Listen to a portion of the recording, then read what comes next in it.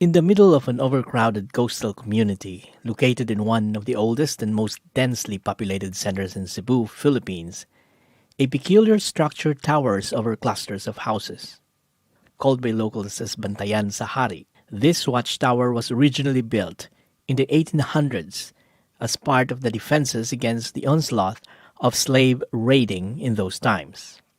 Throughout Cebu and in many parts of Visayas and Luzon, similar defensive structures were constructed by local inhabitants, Catholic Church leaders, and the Spanish colonial government to counter seasonal raids by seaborne Iranon and Balangi raiders. Within the period of the 18th and 19th centuries, coastal villages north and south of Sulu were constantly attacked, significantly displacing the population. In some cases, defenders burned their own villages in desperate attempts to discourage the marauding raiders from landing. There are no records to find out how many people were enslaved during this period, but most of them ended up in what writers describe as the center of slave market at that time, the Sulu archipelago, home of the Tausug.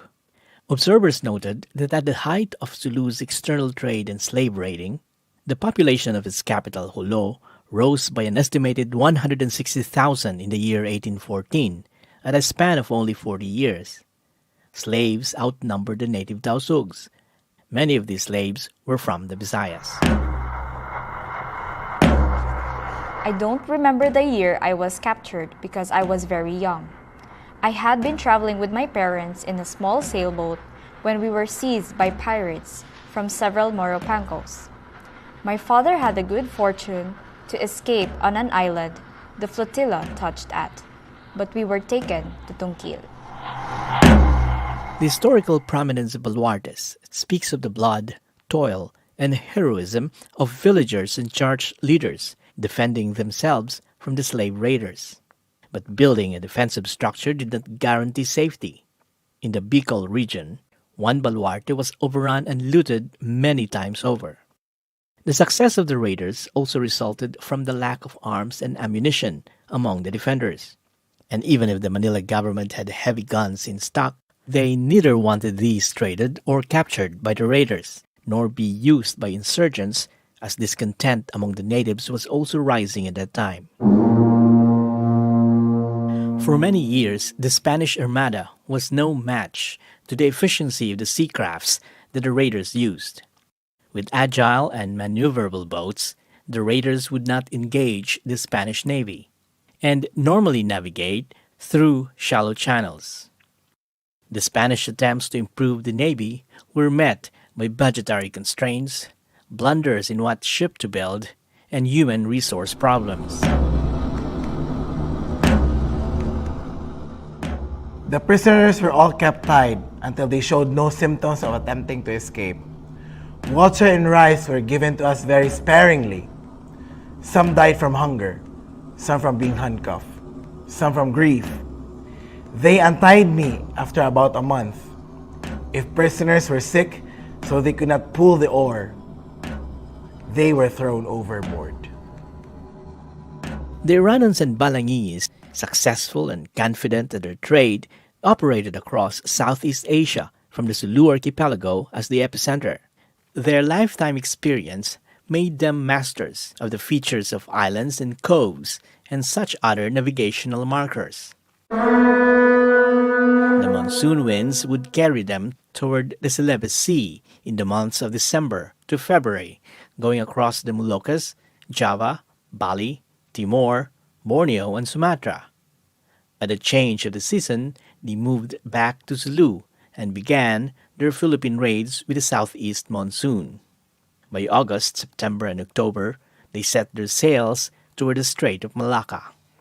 The Balangis were mainly of Sama and Bajau ethnicities and settled in the Balangi Islands east of Jolo.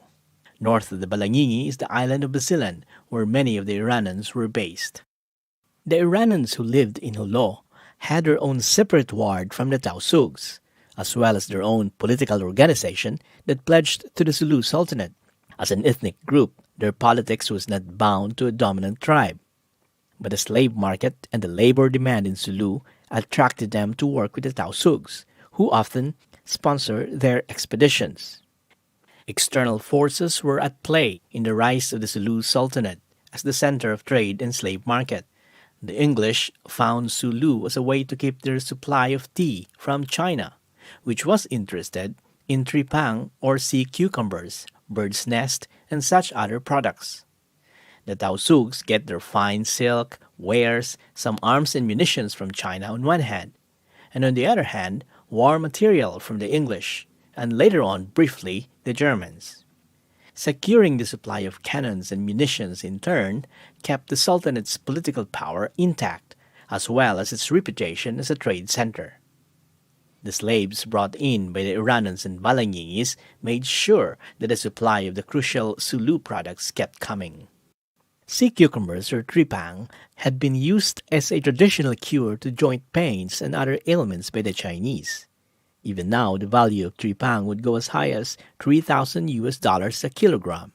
At the Archivo General de Indias in Seville, Spain, records show the extensive trading of tripang from Jolo to Manila between 1805 to 1830, the period when rampant slave raiding was happening at the same time in Visayas and Luzon.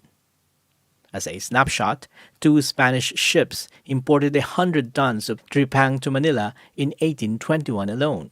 These cargoes, usually labeled Canton goods, would be re-exported to Macau or Canton, the old name for Guangzhou province in China.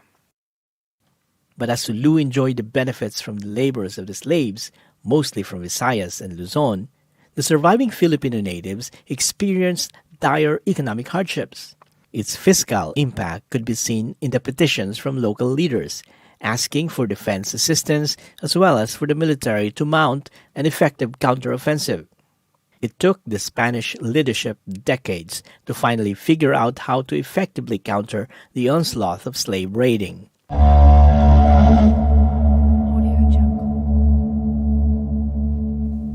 The modernization of the Spanish Armada, with the addition of the steam gunboats, would later on pave the way for the Spaniards to assert their dominance over the Sulu Sultanate. Inevitably, the Spaniards moved in by force to wrestle the center of trade from Sulu and transfer it to Manila, Cebu, Iloilo, and Zamboanga.